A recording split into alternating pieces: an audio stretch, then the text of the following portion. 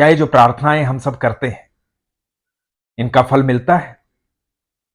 जो लोग नियम बनाते हैं कि 11 बार माला जाप करूंगा, 21 बार पाठ करूंगा, भगवान का नाम लूंगा, ये सब व्यर्थ हैं या इनका फल मिलता है?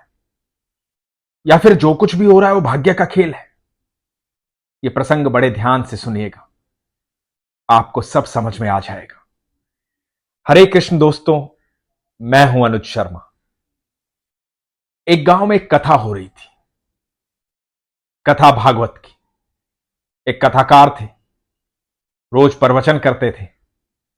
पूरे गांव में अमृत की वर्षा हो रही थी, भगवान का नाम लिया जा रहा था, ईश्वर का नाम लिया जा रहा था, सब आनंद में थे। आज कथा का अंतिम दिन था।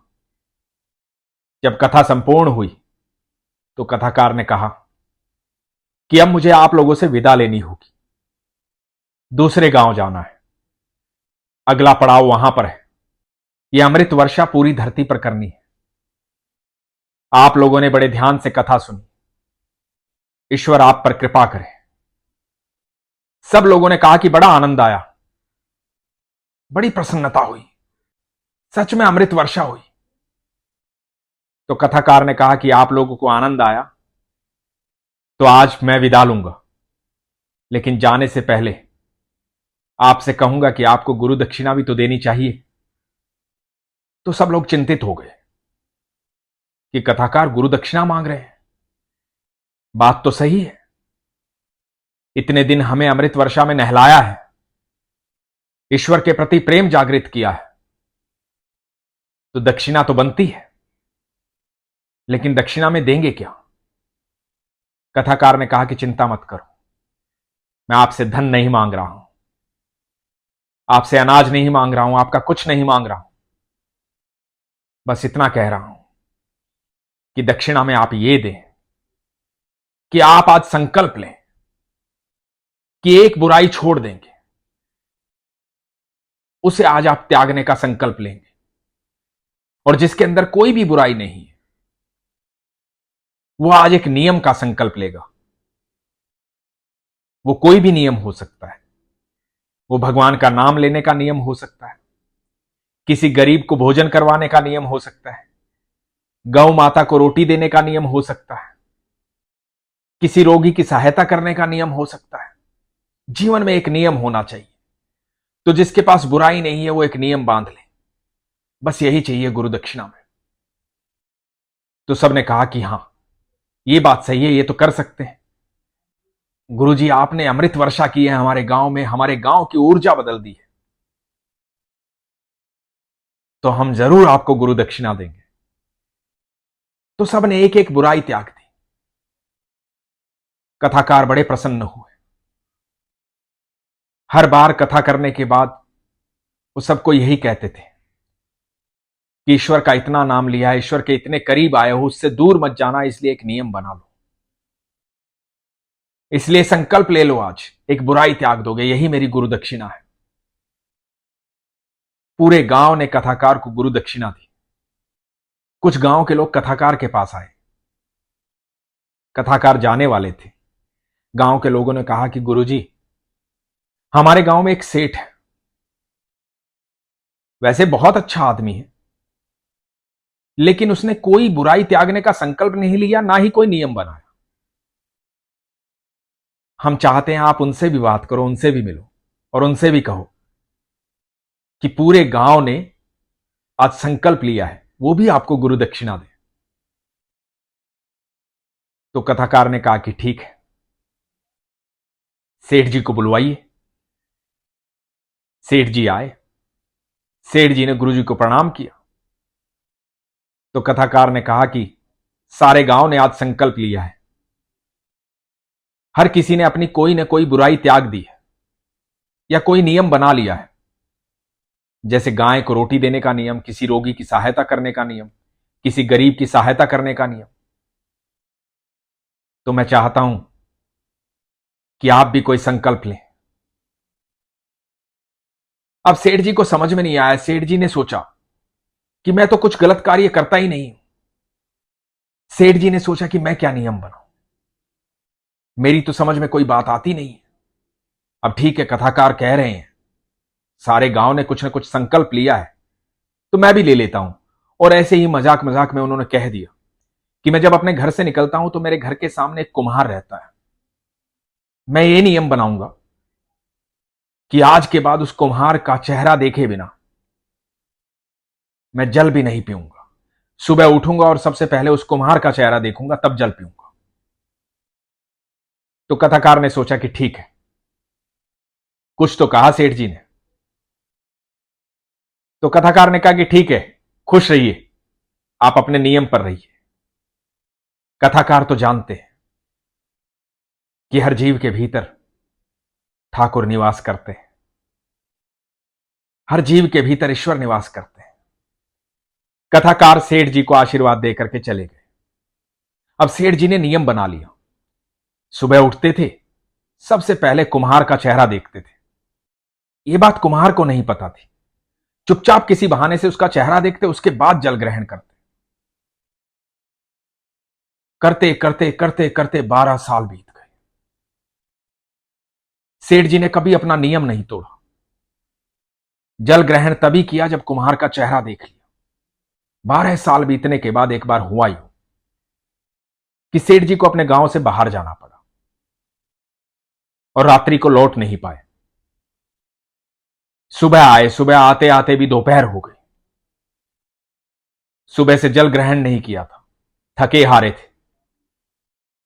मन में यही चल रहा था, कुम्हार का चेहरा देखूंगा तभी जल ग्रहण करूंगा।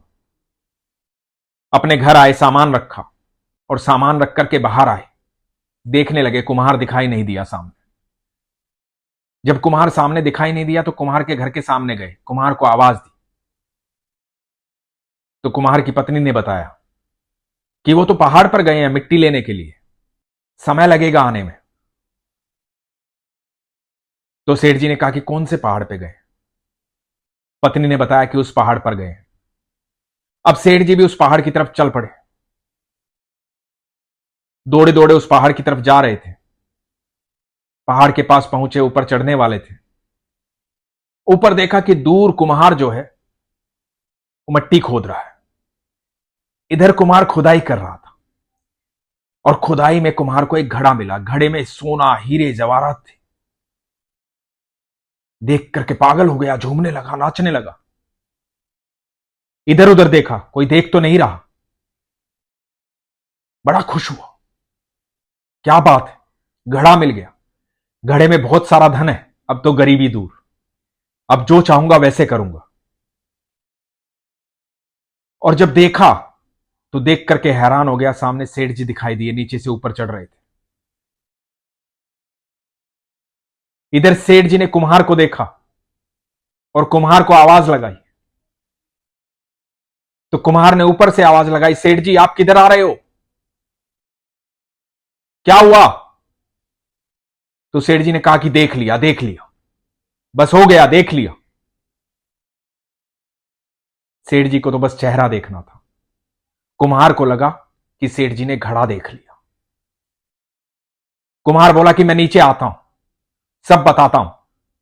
कुम्हार नीचे आया, सेठ जी को बोला कि सेठ जी देखो, जो कुछ भी मिला है ना, हम आधा आधा बांट लेंगे, किसी को बताना मत, किसी को मत बताना, बस आप हैं और मैं हैं, हम आधा आधा बांट लेंगे जो कुछ भी मिला। सेठ जी की बात समझ में नहीं आई। सेठ जी ने कहा कि क्या मिला है, बताओ क्या है। तो कुमार ने बताया कि बहुत सारा सोना, बहुत सारे हीरे जवाहरात हैं उस घड़े में। अब आपने तो देख ही लिया, आपसे क्या छुपाना, आधा आधा बांट लेंगे, आओ। सेठ जी कुमार के साथ आगे बढ़े, घड़े को देखा। घड़े में बहुत सारा सोना, हीरे जवाहरात थे। देख करके सेठ जी रोने लगे, बहुत रोने लगे, जोर जोर से रोने लगे। कुमार ने कहा क्या हुआ सेठ जी, रो क्यों रहे हो, ये तो खुशी की बात है, इतना सारा धन मिला है और इसमें आधा आधा है हमारा, आप रो क्यों रहे हो? सेठ जी ने कहा कि क्या बताऊं, मैंने 12 साल पहले संकल्प लिया था कि जब तक तेरा चेहरा नहीं देखूंगा तब तक जल ग्रहण नहीं करूंगा। एक साधारण सा नियम लिया था, उसके बदले मेरे माधव ने मुझे इतना धन दिया है। आज पछता रहा हूं कि यदि मैंने नियम यह लिया होता कि मैं अपने ईश्वर का चेहरा सबसे पहले देखूंगा, उसके बाद जल ग्रहण करूंगा, तो इस 12 साल में मुझे ईश्वर की प्राप्ति हो जाती।